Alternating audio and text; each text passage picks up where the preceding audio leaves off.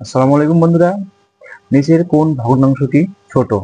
এই ধরনের অঙ্ক প্রাইমারি পরীক্ষায় নিয়মিত আসে। এই অঙ্কটি প্রাইমারি 2022 তৃতীয় ফেজে এসেছিল। আমরা আজকে এই অঙ্কটি দেখব। এই ধরনের অঙ্কটি প্রাইমারি, নিবন্ধন সহ অন্যান্য পরীক্ষায় প্রায় 11 থেকে 20তম গ্রেডে এবং মাঝে মাঝে বিসিএস পরীক্ষাতেও এই ধরনের অঙ্কগুলো দিয়ে থাকে। তো আমরা এটা খুব সহজে কিভাবে নির্ণয় করতে পারি সেটা আজকে আপনাদের দেখাবো। এই অঙ্কটি লিখিত পরীক্ষায় আসে না, তো আমরা এমসিকিউ পদ্ধতিতে দেখে নেব। আমরা প্রথমত এই অঙ্কটির দুইটি করে অপশন তুলনা করব।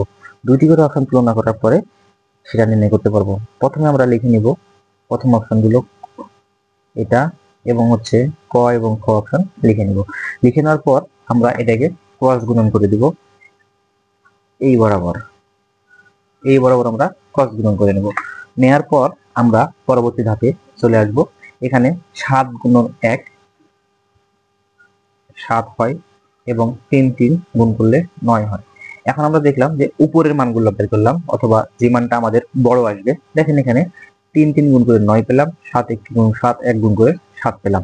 এখানে যে মানটা বড় আছে সেটা এই পাশে আসবে, প্রত্যেকটা এই পাশে আসবে, এটা এই পাশে, অর্থাৎ সবগুলা লব হয়ে যাবে। তাহলে এখানে 7-এর যে 1-এর 3, এখানে 7-এর মানটা ছোট আছে। তাহলে এই দুই ভগ্নাংশের ভিতর এই মানটা ছোট, এই মানটা ছোট আসবে। যেরকম 7 আগে আসছে, এই মানটা ছোট আসবে।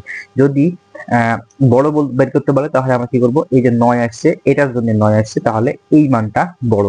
এখন আমাদের এই প্রশ্নের উত্তর হচ্ছে কোন ভগ্নাংশটি ছোট। তাহলে আমাদের ইতিমধ্যে এটা বাতিল হয়ে গেল, এটা বড় হয়ে গেল। তাহলে পরবর্তী ধাপে আমরা চলে যাব।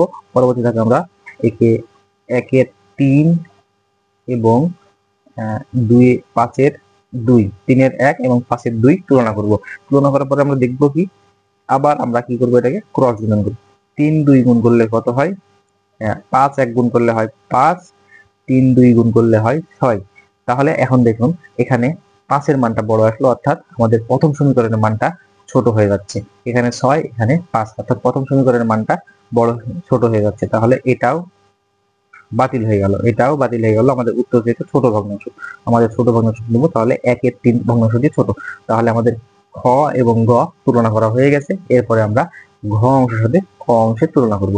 তাহলে 1-এর 3 এবং 3-এর 1 এবং 9-এর 4, 9-এর 4। তাহলে তুলনা করার পরে আমরা দেখব কি, এখানে 9-কে 9 এবং 3 4 12। তাহলে আবার দেখা যাচ্ছে বন্ধুরা যে এখানে প্রথম অংশটুকু অর্থাৎ 9 এবং দ্বিতীয় অংশটুকু 12। তাহলে প্রথম অংশটুকু 3-এর 1, এটার জন্য 9 পেয়েছি, অর্থাৎ এটা হচ্ছে সব থেকে ছোট। এটা হলো কি সব থেকে ছোট, অর্থাৎ এখানে এটাও বাতিল হয়ে গেল। তাহলে আমাদের অপশন ছিল যে, আমাদের অপশন ছিল 3-এর 1, এটা হলো আমাদের সঠিক উত্তর।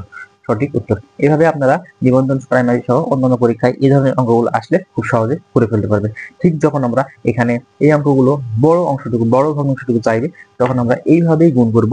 গুণ করার পরে আমরা এই যে বড়, তাহলে দ্বিতীয় মানটা নিতাম, এই দুটোর ভিতর এটা নিতাম, তারপর এখান থেকে এটা নিতাম।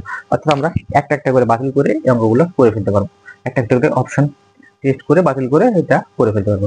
ধন্যবাদ বন্ধুরা, আসসালামু আলাইকুম।